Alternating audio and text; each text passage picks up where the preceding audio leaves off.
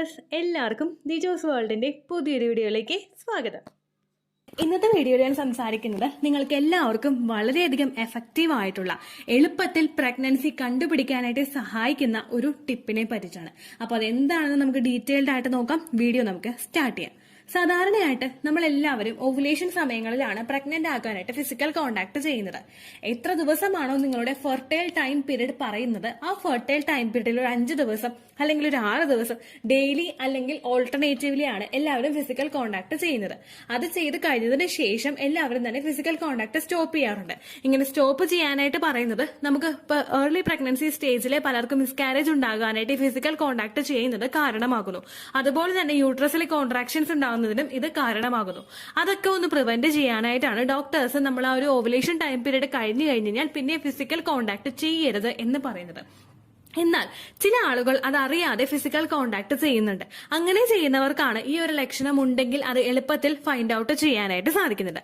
ഇത് എങ്ങനെയാണ് ഇത് ഫൈൻഡ് ഔട്ട് ചെയ്യുന്നത് എന്ന് വെച്ച് കഴിഞ്ഞാൽ, നമുക്ക് സാധാരണയായിട്ട് നമ്മൾ പ്രഗ്നന്റ് ആകുന്നതിന് മുൻപ് നമ്മൾ ഫിസിക്കൽ കോണ്ടാക്ട് ചെയ്യുന്ന ഒരു സമയത്ത് ഫിസിക്കൽ കോണ്ടാക്ട് ചെയ്ത് കഴിയുമ്പോൾ, ശാരീരിക ബന്ധത്തിൽ ഏർപ്പെട്ട് കഴിയുമ്പോഴേക്കും പുരുഷന്റെ ബീജം സ്ത്രീ ശരീരത്തിലോട്ട് സെർവിക്സിൽ കൂടി അകത്തേക്ക് സഞ്ചരിക്കുകയാണ് ചെയ്യാറ്.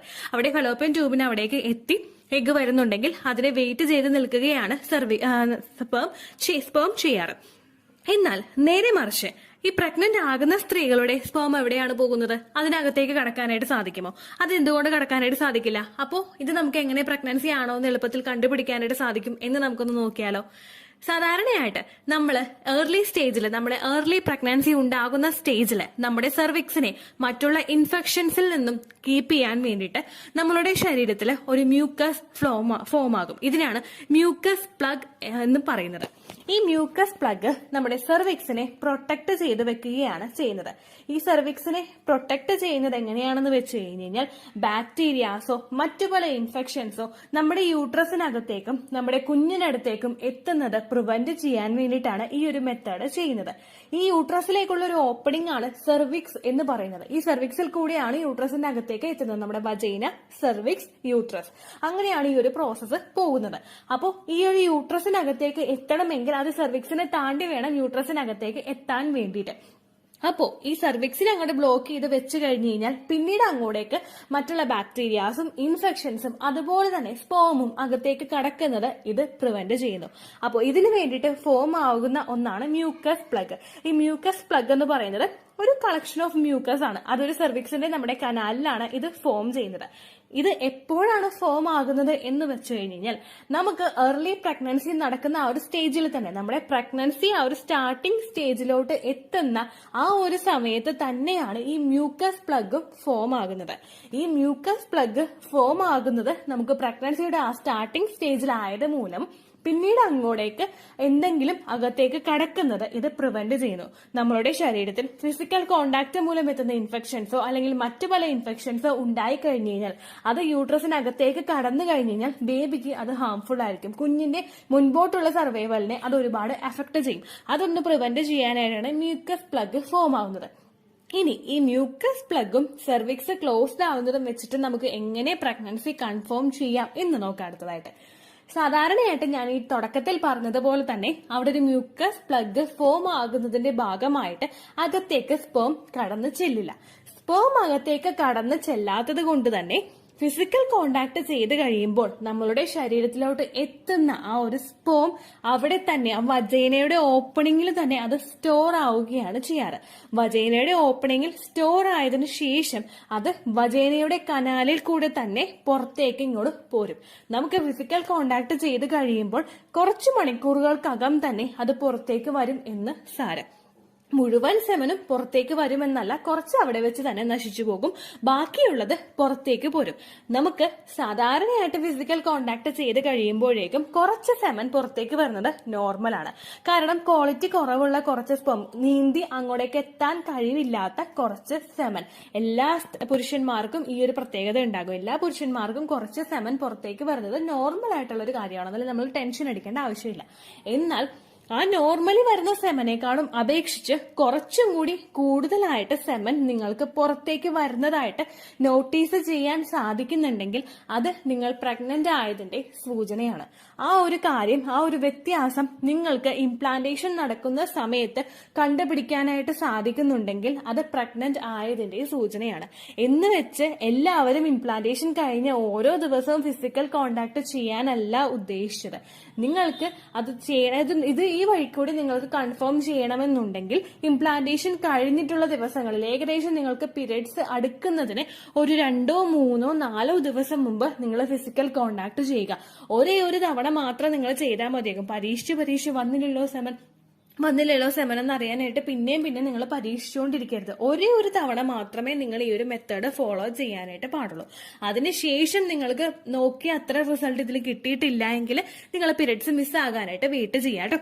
ഒരുപാട് ഡോക്ടേഴ്സ് നമുക്ക് റെക്കമെൻഡ് ചെയ്യുന്ന ഒരു കാര്യമാണ് നിങ്ങൾ ഇംപ്ലാന്റേഷൻ നടക്കുന്ന ഒരു സമയത്തൊക്കെ ഫിസിക്കൽ കോണ്ടാക്ട് അവോയ്ഡ് ചെയ്യണം എന്നുള്ളത്.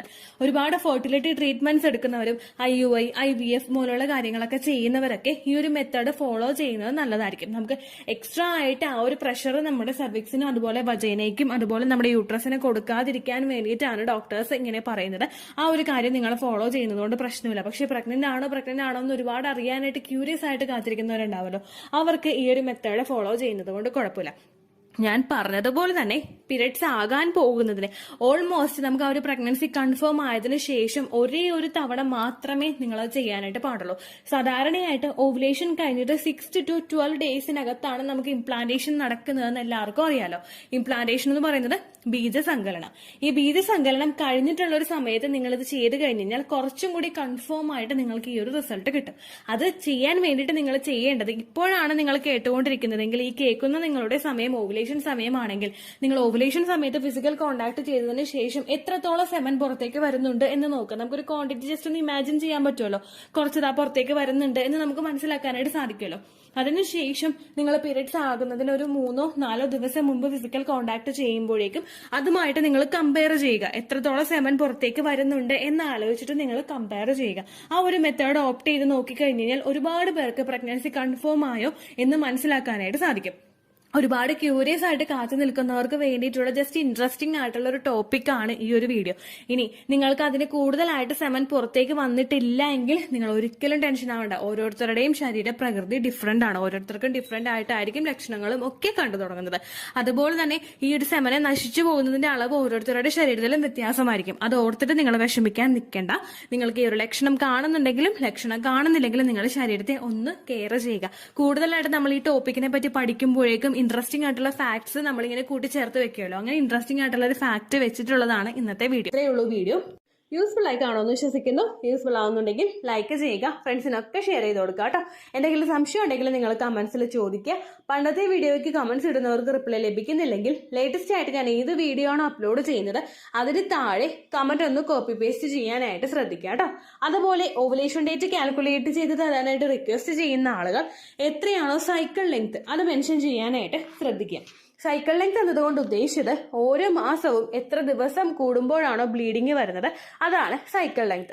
കഴിഞ്ഞ മാസം ഒരു 8-ാം തീയതിയാണ് ബ്ലീഡിങ് ആയതെങ്കിൽ ഈ മാസം 6-ാം തീയതിയാണ് ബ്ലീഡിങ് ആയതെങ്കിൽ കഴിഞ്ഞ മാസം 8-ാം തീയതി മുതൽ ഈ മാസം 6-ാം തീയതി വരെ എത്ര ദിവസമുണ്ടോ അത് കാലണ്ടറിൽ എണ്ണി തിട്ടപ്പെടുന്നതാണ് നിങ്ങളുടെ സൈക്കിൾ ലെങ്ത്.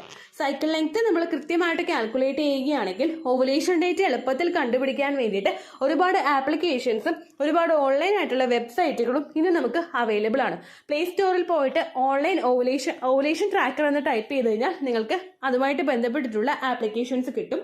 അത് പറ്റുന്നില്ല എങ്കിൽ ഗൂഗിളിൽ പോയിട്ട് ഓൺലൈൻ ഓവുലേഷൻ കാൽക്കുലേറ്റർ എന്ന് ടൈപ്പ് ചെയ്ത് കഴിഞ്ഞാൽ അതുമായിട്ട് ബന്ധപ്പെട്ടിട്ടുള്ള വെബ്സൈറ്റുകൾ നിങ്ങൾക്ക് കിട്ടും. അതിൽ നിങ്ങളുടെ ലാസ്റ്റ് മന്തിലെ മെൻസ്ട്രേഷന്റെ ഡേറ്റും ഒപ്പം ഞാൻ ഈ പറഞ്ഞ രീതിക്ക് നിങ്ങൾ കാൽക്കുലേറ്റ് ചെയ്യുന്ന സൈക്കിൾ ലെങ്ത്തും എൻ്റർ ചെയ്ത് കൊടുക്കുകയാണെങ്കിൽ നിങ്ങൾക്ക് കൃത്യമായിട്ട് ഓവുലേഷൻ ഡേറ്റ് കണ്ടുപിടിക്കാനായിട്ട് സാധിക്കും. ഫെർട്ടൈൽ ടൈം പീരീഡും നിങ്ങൾക്ക് കിട്ടും. അതായത് എത്ര ദിവസം മുതൽ കോണ്ടാക്ട് ചെയ്ത് തുടങ്ങിക്കഴിഞ്ഞാൽ നിങ്ങൾ പ്രഗ്നന്റ് ആകും എന്നുള്ളൊരു ഡേറ്റും നിങ്ങൾക്ക് പ്രോപ്പറായിട്ട് കിട്ടും കേട്ടോ. ഇത് കാൽക്കുലേറ്റ് കാൽക്കുലേറ്റ് ചെയ്യുന്ന സമയത്ത്, സൈക്കിൾ ലെങ്ത് കാൽക്കുലേറ്റ് ചെയ്യുന്ന സമയത്ത് നിങ്ങളുടെ ആ ഒരു കലണ്ടറിൽ നോക്കി തന്നെ നിങ്ങൾ കാൽക്കുലേറ്റ് ചെയ്യുക. പല മാസങ്ങളിലും 30-31 ദിവസമുണ്ട്, അതുകൊണ്ടാണ് അങ്ങനെ പറഞ്ഞത്. ഒപ്പം നിങ്ങൾക്ക് ബ്ലീഡിങ് തുടങ്ങിയ ദിവസത്തിന് വേണം നിങ്ങൾ Day 1 ആയിട്ട് എടുക്കാൻ വേണ്ടിയിട്ട്. സ്പോട്ടിങ് തുടങ്ങിയ ദിവസത്തിനെ, അതായത് ചെറുതായിട്ട് ഡിസ്ചാർജ് പോയി തുടങ്ങിയ ദിവസത്തിനെ നിങ്ങൾ കൺസിഡർ ചെയ്യേണ്ട ആവശ്യം ഇല്ല കേട്ടോ. അപ്പോൾ ഇത്രയേ ഉള്ളൂ വീഡിയോ. അടുത്തൊരു വീഡിയോ ആയിട്ട് നമുക്ക് വീണ്ടും കാണാം. ബൈ.